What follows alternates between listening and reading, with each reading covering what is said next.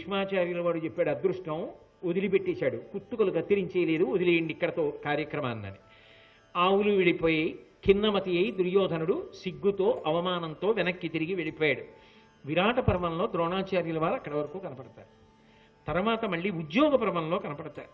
కనపడినప్పుడు కృష్ణ భగవానుడు రాయబారానికి వచ్చాడు. వచ్చి దుర్యోధనాదులు యుద్ధం చేయడానికి సిద్ధపడుతుంటే, యుద్ధానికి వెళ్ళవద్దయా, నా మాట విను, మీరందరూ కలిసి ఉండండి, చక్కగా రాజ్యాన్ని విభాగం చేసుకోండి, సంతోషంగా బ్రతకండి, శ్రీకృష్ణ భగవానుడు ఏ మాటలు చెప్పాడో ఆ మాటలను పాటించు, దాని వలన నీకు అభ్యున్నతి కలుగుతుందని ఎంతో ప్రేమతో భీష్ముడు మాట్లాడాడు. తర్వాత ద్రోణుడు మాట్లాడాడు. మహానుభావుడు ఆ ద్రోణుడు మాట్లాడుతున్నప్పుడు ఎంత ప్రేమగా మాట్లాడతాడు. పెద్దరికం అంటే పెద్దరికం కదండి. అసలు ఆ మాట తీరు చూడండి. పితృపితామహ గురులుమై ప్రీతిగోరుచున్న ఎట్టి మా పరమ హితోపదేశవాక్యములు విని దుర్జన వచన రచన గొనక బంధులతో నడగూడి మనుము. దుర్యోధన, నేను చెప్తున్న మాట కేవలం గురువుగారు చెప్తున్న మాట అనుకోకయా. 85 సంవత్సరముల వయస్సు అప్పటికి ద్రోణాచార్యుల వారికి, వృద్ధుడు.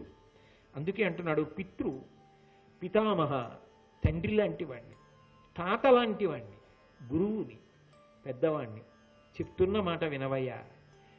నిన్ను ఆఖరికి నట్టేట ముంచేటటువంటి వారి మాట వినకయ్యా. అవి ఇప్పటికి వినడానికి బాగున్నట్టుగా ఉంటాయి. పెద్దలైన వారు హితం చెప్పే వారి మాటలు వినడం జీవితంలో నేర్చుకో, వృద్ధిలోకి వస్తావు.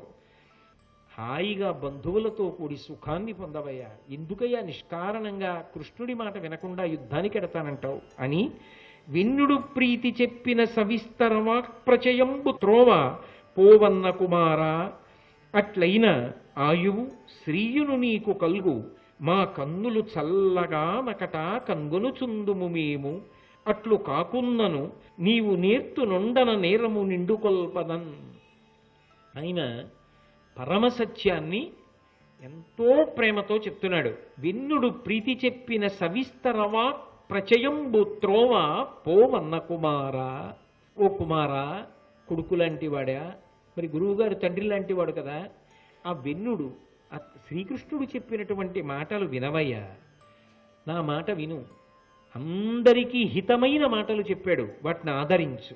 ఆయువు శ్రీయును నీకు కల్గు. ఆయన చెప్పిన మాటలు పాటిస్తే నీకు ఆయుర్దాయం నిలబడుతుంది, దానితో పాటు సంపద నిలబడుతుంది. ఎందుకయ్యా అనవసరంగా యుద్ధానికి ఎడతావు అంటే విస్పష్టంగా చెప్పేశాడు. యుద్ధానికి వెడితే మరణిస్తావు, ఆయువు పోతుంది. మరణించిన తర్వాత సంపద ఏమిటి? రాజ్యము నశిస్తుంది. నా మాట విను, రెండూ నిలబడతాయి. బంధువులతో సుఖంగా ఉంటావు. నీతో పాటు ఎందుకు ఇంతమందిని తీసుకెళ్ళి ఆ యజ్ఞభూమిలో సమిధల కింద వేసేస్తావు? వద్దు. అలాగే మా కన్నులు సల్లగానకట కన్గొనచుందుము మేము. ఎంత పెద్దరికంతో మాట్లాడాడు.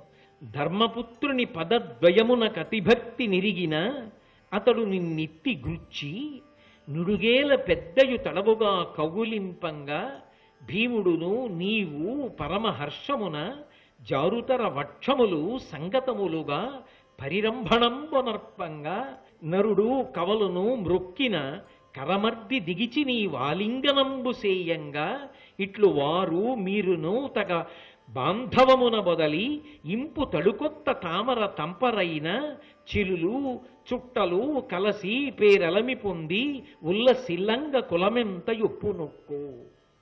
పాపం కలకన్నాడు మహానుభావుడు. ఆయన అన్నాడు, ఎందుకురా యుద్ధం యుద్ధం యుద్ధం అని వెర్రెక్కిపోతున్నావు? ధర్మరాజు మహానుభావుడు రా, నీకు అన్నగారు రా. ఆ ధర్మరాజు గారి దగ్గరికి వెళ్ళి నువ్వు వంగి ఆయన పాదములకు నమస్కారం చేస్తే నువ్వు చేసిన తప్పులన్నీ మర్చిపోతాడు. రెండుల చేతులతో నిన్ను ఎత్తి పట్టుకుని గాఢంగా కౌగలించుకుంటాడు. నువ్వు భీముడు మీ విశాలమైన వక్షస్థలములు మురుసుకునేటట్టుగా ఇద్దరూ కౌగలించుకుంటే ఆ అర్జునుడు నకుల సహదేవులు కవలలు వాళ్ళొచ్చి నీకు నమస్కారం చేస్తే నువ్వు వాళ్ళని గుత్తి ఎత్తి పట్టి పైకెత్తి కౌగలించుకుంటే మీరందరూ అలా కళ్ళ ముందు కలిసి ఉంటే పిల్లలతో పాపలతో తామర తంపరగా వంశం పెరుగుతుంటే వృద్ధులమైపోయాం, మాకింతకన్నా ఏం కావాలరా, ఆనందపడిపోతాం. చిదిమీకురా, నాశనం చేసేయకురా, ఈ పుష్పవాటికని భ్రంశం చేయకు, అందరూ సంతోషంగా ఉండేటట్టుగా కృష్ణుడు చెప్పిన మాట విను. నా మాట విను అన్నాడు. అంత తేలికగా వింటే భారతం ఇన్ని పర్వాలు ఎందుకు వస్తాయి? మూర్ఖుడు మూర్ఖుడే, నేను యుద్ధం మాననే మానను అన్నాడు. శ్రీకృష్ణుని ఆశీస్సులు పొందమన్నాడు ద్రోణాచార్యుల వారు. పొందుతాడా? పొందలేరు సరికదా. శ్రీకృష్ణుణ్ణి బంధించేటటువంటి ప్రయత్నం చేశాడు. ప్రయత్నం చేస్తే శ్రీకృష్ణ భగవానుడు తన విశ్వరూపాన్ని చూపించాడు. ఆ విశ్వరూపాన్ని చూపించినప్పుడు కొంతమంది మహాపురుషులు మాత్రమే దాన్ని దర్శనం చేశారు. అలా దర్శనం చేసిన వాళ్ళల్లో భీష్ముడు, విదురుడు, ద్రోణుడు, సంజయుడు మొదలైన వారు ఉన్నారు. అంటే శ్రీకృష్ణ పరమాత్మ యొక్క విశ్వరూప సందర్శనం చేసినటువంటి ధార్మికులలో, భక్తులలో ద్రోణుడు కూడా ఒకడు. అంటే కృష్ణ భగవానుడి యొక్క అనుగ్రహాన్ని పొందినటువంటి వాడు ద్రోణాచార్యుడు. లేకపోతే ఎలా విశ్వరూప సందర్శనం అవుతుంది? అక్కడున్న ఎవరు పొందగలిగారు? ఒక్క ఈ నలుగురు పొందారు. ఆయన అనుగ్రహించాడు కాబట్టి ధృతరాష్ట్రుడు, గాంధారి పొందగలిగారు. కాబట్టి విశ్వరూప సందర్శనాన్ని పొందాడు. తర్వాత ఇక యుద్ధం ప్రారంభమయ్యేటటువంటి సందర్భంలో 11 అక్షౌహిణీల సైన్యం బయలుదేరాలి యుద్ధానికి. సేనాపతుల్ని నియమించాడు దుర్యోధనుడు. నియమించినప్పుడు 11 మందిని సేనాపతులుగా అభిషేకం చేశాడు. ఈ 11 మందిలో మొట్టమొదట పేరు ద్రోణాచార్యుల వారిది చెప్పాడు. ద్రోణుణ్ణి, కర్ణుణ్ణి, అశ్వత్థామని, బాహ్లికుణ్ణి, శల్యుణ్ణి, కృపాచార్యుల వారిని, భూరిశ్రవుణ్ణి, శకుని, కృతవర్మ, కాంభోజరాజు, సైంధవుడు. ఈ 11 మందిని 11 అక్షౌహిణీలకి సేనాపతుల్ని చేశాడు. చేసి యుద్ధానికి సన్నద్ధమయ్యాడు. మిగిలిన వాళ్ళ యొక్క బలాబలాల్ని వివరిస్తూ భీష్మాచార్యుల వారు ఎవరు అతిరథుడో, ఎవరు అర్ధరథుడో, ఎవరు ఎంత బలమున్నవాడో నిర్ధారణ చేసి వర్గీకరించాడు. ఆ వర్గీకరణ చేసినప్పుడు ద్రోణాచార్యుల వారి గురించి ఒక మాట చెప్పాడు. అది పరమాద్భుతం. ఈ మాటలు ద్రోణాచార్యుల వారి గురించి చెప్పాడు తప్ప ఈ విశేషణాలు కానీ, ఈ గొప్పతనం కానీ ఇక ఎవ్వరి యందు భీష్ముడు ప్రయోగించరా. ఒక్క ద్రోణాచార్యుల వారి గురించే ఈ మాట చెప్పాడు.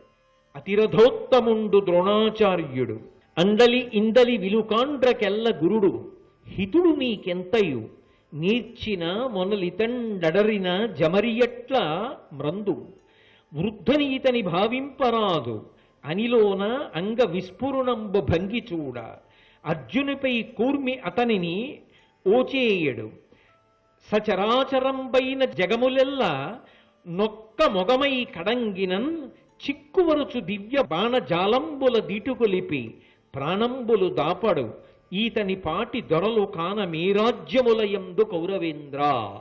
ఈ విశేషణాలు ఒక్క ద్రోణాచార్యుల వారికే వేశాడు. అతిరథోత్తముండు ద్రోణాచార్యుడు. ద్రోణాచార్యుడు అతిరథులలో అగ్రగణ్యుడు. ఆయనతో సమానమైన మహావీరుడు ఈ లోకంలో లేడు. అందలి ఇందలి విలుకాండ్రకెల్ల గురుడు. అటు పాండవుల వైపైనా సరే, ఇటు కౌరవుల వైపైనా సరే, ఎంతమంది విలుకాండ్రున్నారో అంతమందికి గురువు ఈ ద్రోణాచార్యుడే. బహుశా అలా ఉండి యుద్ధం చేసిన వాడు ఎవరైనా ఉంటాడా? అది ద్రోణుడికే చెల్లింది. అంత గొప్పవాడు. హితుడు నీకెంతయు, నీ మంచితనాన్ని కోరుకునే వాళ్ళల్లో, నీ ఉన్నతిని కోరుకునే వాళ్ళల్లో, నీ క్షేమాన్ని కోరుకునే వాళ్ళల్లో అగ్రగణ్యుడు. నీర్చిన మొనలితండరిన జమరియట్ల మ్రందు. ఎంత గొప్ప గొప్ప వ్యూహాలు ఎదిరిపక్షం వాళ్ళు రచించని ఈ 2 వేళ్లతో పట్టుకుని నలిపేసినట్టు నలిపేస్తాడు వ్యూహాల్ని. ఆయనని బంధించగలిగిన వ్యూహం, ఆయనని బాధ పెట్టగలిగిన వ్యూహరచన చేయడం ఎవరికీ సాధ్యం కాదు. ఇంత తేలిక మాట వాడాడండి, నలిపేస్తాడంతే. అంత గొప్పవాడు. వృద్ధుని ఇతని భావింపరాదు అనిలోన అంగవిస్ఫురణంబు భంగి చూడ. 85 ఏళ్ళు అనుకుంటున్నావా? యుద్ధం చేస్తున్నప్పుడు చూడు, 16 ఏళ్లవాడు ఆయనతో పనికిరాడు. అలా చేస్తాడు. ఆయన శరీర పటుత్వం అలా ఉంటుంది. అంత గొప్ప శరీర పటుత్వం. అటువంటి యుద్ధం చేయగలడు. అంతేకాదు, అర్జునిపై కూర్మి అతన్ని నోచేయడు. అర్జునుడు అంటే చాలా ప్రేమ. అతనితో మాత్రం యుద్ధం చేయడు, బాణాలు వేయడు. సచరాచరంబైన జగంబులెల్ల నొక్క మొగమై కడంగినం, చిక్కువరచు దివ్య బాణ జాలంబుల దిటుగొలిపి. ఒకళ్ళు ఇద్దరు కాదు, సమస్త చరాచర ప్రపంచములన్నీ ఒక ఎత్తు. ద్రోణుడు ఒకవైపు ఉంటే వాళ్ళందరూ కలిపి విడిచిపెట్టిన బాణాలన్నింటినీ ద్రోణుడు ఒక్కడే నిచ్చేస్తాడు. ఇది ఎవరు చెప్తున్న మాట? భీష్ముడు చేస్తున్న నిర్ణయం. అంతటి మహావీరుడు దివ్య బాణ జాలంబుల దిటుగొలిపి ప్రాణములడాపడవు. అసలు ప్రాణముల మీద భీతే లేదు, బతకాలన్న కోరికే లేదు, అంత పిరికివాడు కాడు. ఈతని సాటి దొరల కానమే రాజ్యములయందు కౌరవేంద్ర. అసలు రాజ్య పరిపాలన చేసేటటువంటి క్షత్రియుల్లో కూడా ఇతనితో సమానమైన వీరుడు లేడు. అంటే ఇంత పెద్ద స్థాయినిచ్చి ద్రోణాచార్యుల వారి గురించి మహానుభావుడు భీష్ముడు మాట్లాడాడు అంటే ద్రోణుడు ఎంత గొప్పవాడో మీకు అర్థమవుతుంది. కురుక్షేత్ర యుద్ధ భూమిలో కలుసుకున్నారు. రెండు పక్షాలు రెండు వైపులా నిలబడ్డాయి. ఇటు భీష్ముడు సర్వసైన్యాధిపతి, ద్రోణుడు నిలబడి ఉన్నాడు. ధర్మరాజు గారు అవతల వైపు నుంచి యుద్ధానికి ఇంకా సిద్ధం అవ్వాలి. అటువంటి సమయంలో అకస్మాత్తుగా ధర్మరాజు గారు ఒక పని చేశాడు. భీష్మ ద్రోణాదుల వద్దకు వెళ్ళాలనుకున్నాడు. అనుకుని సమరకౌతుకి అయిన అజాతశత్రుడు ఒప్పు మిగిలెడు మైమరు ఊడ్చి ఆయుధములతో కూడా తన అరదమున పెట్టి ఇలకు దిగి మౌని అయి కరంబులు మొగుచ్చి. అకస్మాత్తుగా కవచం విప్పేశాడు, రథంలో పెట్టేశాడు. తన దగ్గరున్న ఆయుధాలు తీశాడు, రథంలో పెట్టేశాడు. రెండు చేతులు జోడించి నమస్కారం చేస్తూ మౌనంగా బయలుదేరి వెళ్ళిపోతున్నాడు. హడిలిపోయారు మిగిలినటువంటి తమ్ముళ్ళు, మిగిలిన వీరులు. ఏమైంది ఇంత యుద్ధానికి వచ్చిన తర్వాత ధర్మరాజు ఏమిటి కవచం కూడా విప్పి రథంలో పెట్టి వెళ్ళిపోతున్నాడని అందరూ వెడుతున్నారు. కృష్ణ భగవానుడు కూడా బయలుదేరాడు. అప్పుడు కృష్ణుడు చెప్పాడు, మీ అన్నయ్య సామాన్యుడు కాడు, మీ అన్నయ్యకి బాగా శాస్త్రం తెలుసు, పెద్దల యొక్క ఆశీర్వచనం లేకుండా విజయం సాధించలేనని తెలుసు. ఎదురుగుండా ఉన్న వాళ్ళు భీష్మద్రోణాది మహావీరులు ఉన్నారు. భీష్ముడి దగ్గర, కృపాచార్యుడి దగ్గర, ద్రోణాచార్యుల వారి దగ్గర ఆశీర్వచనానికి ఎడుతున్నాడు. అలా వెడుతున్నప్పుడు కవచంతో వెళ్ళకూడదు. అందుకని కవచాన్ని, అస్త్రాల్ని అంటే శస్త్రములను తీసేసి పక్కన పెట్టేసి పాదచారి అయి వెడుతున్నాడు. మౌనంగా రెండు చేతులు కైమోడ్చి వెడుతున్నాడు. మీరు కూడా మాట్లాడకుండా ఆయన అనుగమించండి అన్నాడు. అందరూ కైమోడ్చి వెళ్ళారు. వెళ్ళిన తర్వాత మొట్టమొదట భీష్ముడికి నమస్కారం చేశాడు, మాట్లాడాడు. ద్రోణాచార్యుల వారి దగ్గరికి వెళ్ళాడు, ఆయనకి నమస్కారం చేశాడు. ఏం కావాలన్నాడు. నాకు విజయం కలగాలని ఆశీర్వచనం ఇవ్వండి గురుదేవా అన్నాడు. ఆయన నవ్వు నవ్వాడు. ఎక్కడున్నాడు? శత్రుపక్షంలో ఉన్నాడు. శత్రుపక్షంలో ఉన్న గురువుగారిని ఏమడిగాడు? నేను గెలవాలని నాకు వరం ఇవ్వండి అని అడిగాడు. అడిగితే ద్రోణాచార్యుల వారు నవ్వి అన్నాడు, నీకు ఇంకొకరి దీవెనలు ఎందుకు? ఇంకొకరు చెప్పవలసిన అవసరం ఏమిటి? నీ పక్షాన శ్రీకృష్ణుడు ఉన్నాడుగా. ధర్మం ఎక్కడుంటుందో అక్కడ కృష్ణుడు ఉంటాడుగా. కృష్ణుడు భగవానుడుగా.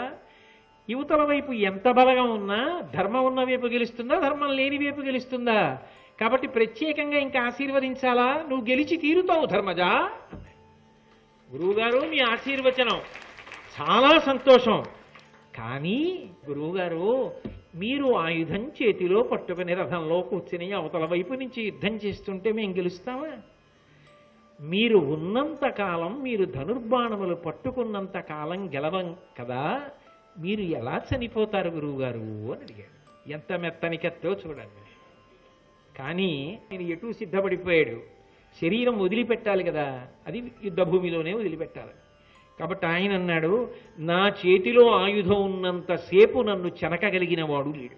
నేను ఒకవేళ ఉపవాసం పాటించి, ఉపవాసం అంటే మౌనం, భగవంతుడి గురించి ఆలోచిస్తూ యుద్ధం చేస్తున్న వాడిని అకస్మాత్తుగా అస్త్రాలు విడిచిపెట్టేసి మౌనం పాటించి నిశ్శబ్దంగా కూర్చుని ఉండిపోతే నన్ను చంపేయచ్చు.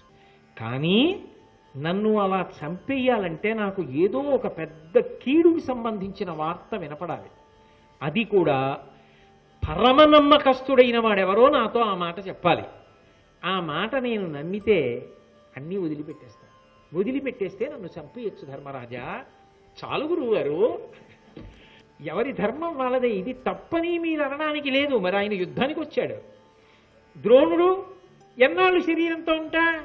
ధర్మం నెగ్గాలి, తను వెళ్ళిపోవాలి. కాబట్టి ఆయన చెప్పేశాడు. ఎంతంత ధర్మాత్ములు! కాబట్టి ఆయన సిద్ధపడ్డాడు. కానీ ఒకానొకప్పుడు ద్రోణుడంతటి వాడు కూడా చెయ్యకూడనటువంటి పని, చెయ్యరాని పని ఒకటి మాత్రం చేశాడు. ఏదది అంటారేమో, నిండు సభలో ద్రౌపదీదేవి యొక్క వస్త్రాపహరణం జరుగుతుంటే ఇంతమంది పెద్దలున్నారు భీష్మద్రోణాదులు. సభలో ఉన్నప్పుడు ధర్మం చెప్పాలి ధర్మాత్ములు. ధర్మం చెప్పండి అని అడిగింది ద్రౌపదీదేవి. కానీ వాళ్ళు కొన్ని కారణముల చేత చెప్పడం మానేశారు. ఎందుకనంటే అమ్మా నీ ఎందు తప్పు లేదు అన్నారనుకోండి, ఆవిడ శపిస్తుంది, కళ్ళ ముందు వంశాలు కూలిపోతాయని ఊరుకున్నారు. విదురుడు అప్పుడే చెప్పాడు, ధర్మం తెలిసి చెప్పకపోతే మహాదోషం సంక్రమిస్తుందని. ఒక కులకాంత, ఒక మహాపతివ్రత అడిగితే చెప్పలేదు జవాబు, అడిగితే జవాబు చెప్పకుండా ఊరుకుండిపోయినటువంటి దోషం వదిలిపెట్టదు అని విదురుడు ఆనాడే చెప్పాడు. అందుకే కుంతీదేవి చెప్పింది, ఆనాడు సభలో ధర్మానికి నిలబడి మాట్లాడిన వాడు విదురుడు ఒక్కడే, సమాజమునకు ఆదర్శప్రాయుడు అంది. ద్రోణుడు కాని భీష్ముడు కాని ఆ దోషం చేసిన వాళ్ళే. దానికి యుద్ధభూమిలో మరణించి తీరవలసినదే. కర్మాకర్మ ఫలప్రదాత అయిన పరమేశ్వరుడు పడగొట్టేస్తాడు. కాబట్టి శరీరం వదిలిపెట్టేస్తానని తెలుసు, తను చేసింది ఏమిటో కూడా తెలుసు. అందుకే పడిపోవడానికే సిద్ధపడిపోయాడు. అందుకే ఎలా పడిపోతాడో కూడా చెప్పేశాడు. ఎవరి ధర్మం వాళ్ళది. ఒకనాడు చెప్పలేదు, చెప్పకూడదని కాదు, అప్పటికి ఉపద్రవం వస్తుందని చెప్పలేదు, కానీ అలా అనుకుని చెప్పకపోయినది తప్పే. విదురుడే చెప్పేశాడు అక్కడ తీర్పు. యుద్ధం ప్రారంభమైన తర్వాత దృష్టజ్యుమ్నుడు ద్రోణాచార్యుడు యుద్ధం చేశారు. ఆ ద్రోణాచార్యుల వారు దృష్టజ్యుమ్నుడితో చేస్తున్నటువంటి యుద్ధాన్ని తట్టుకోలేకపోతే ఆ దృష్టజ్యుమ్నుడిని ఆ భీముడు వచ్చి రథం మీద ఎక్కించుకుని తీసుకుని వెళ్ళిపోవలసి వచ్చింది. ఆ తర్వాత భీష్మాచార్యుల వారు మరణించాడు. ద్రోణుడికి పట్టాభిషేకం చేశారు సర్వసైన్యాధిపతిగా. పట్టాభిషేకం చేసిన తర్వాత ద్రోణాచార్యుల వారు దుర్యోధనుడికి వరం ఇచ్చాడు. సర్వసైన్యాధిపతి అయ్యారు కదా, ఇంత ప్రేమతో నన్ను భీష్ముని పిదప బలంబునకెల్లను ముఖ్య చేసి పూజించితివి, వినుతాచరణ ఫలంబును కనువాడవు వరము కోరు కౌరవనాథ. నన్ను సర్వసైన్యాధిపతిని చేశావు కదా, నీకు వరం ఇస్తాను, ఏం కావాలన్నాడు. వరమిచ్చదేని కోరెదా పరమహితము ధర్మపుత్రు ప్రాణముతోడం దురమున పట్టి భుజాభీకర కొని రావలయు మత్సాకాశంబునకున్ అన్నాడు. మీరు నిజంగా వరవిద్దామనుకుంటే నాకు ఒక మహోపకారం చేయాలి. ధర్మరాజు గారిని చంపడం కాదు, ప్రాణములతో పట్టి బంధించి నా దగ్గరికి తీసుకురండి అన్నాడు. అంటే పొంగిపోయాడు ద్రోణాచార్యుల వారు. అబ్బా ఎంత మంచివాడివిరా, ఇప్పుడు కదురా అజాతశత్రువు అన్న పేరు ధర్మరాజు పట్ల అన్వయమైంది. అంటే నేను ధర్మరాజుని బంధించి తీసుకొచ్చేస్తే యుద్ధంలో ధర్మరాజు ఓడిపోయినట్టేగా, ధర్మరాజు పక్షం ఓడిపోయినట్టుగా, బంధీకృతుడు అయిపోయాడుగా. యుద్ధంలో ఓడిపోయాడు, అయిపోయింది యుద్ధం, అప్పుడు అర్ధరాజ్యం ఇచ్చేస్తావు, నీ ఔదార్యాన్ని చాటుకుంటావు, అందుకేనా బంధించి తీసుకురమ్మన్నావు అన్నాడు.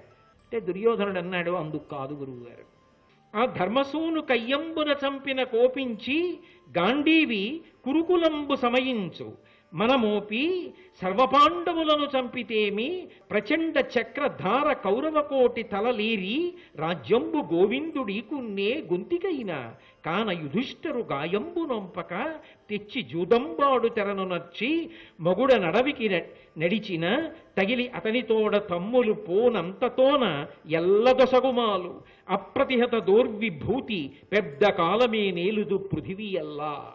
గురువుగారు నేనేదో అర్ధరాజ్యం ఇద్దామని ధర్మరాజు గారిని ప్రాణాలతో పట్టిద్దామని చెప్పలేదు.